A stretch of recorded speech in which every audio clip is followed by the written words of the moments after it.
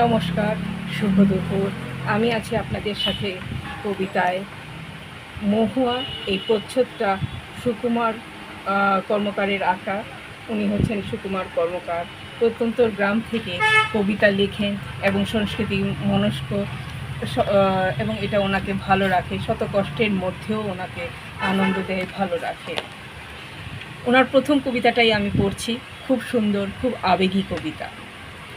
মহুয়া, 1998। এটা একটা প্রচ্ছদ মাত্র। 1998-এ আঁকা। তখন আমার হাতটা ছিল একেবারেই ফাঁকা।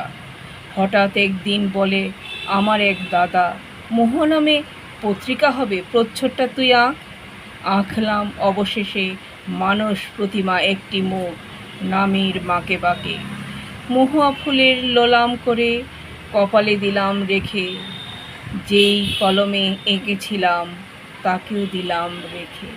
অপূর্ব সুন্দর কবিতা। এভাবেই সুকুমার কর্মকার থাকুক আমাদের সাথে কবিতায়, এবং ভালো থাকুক।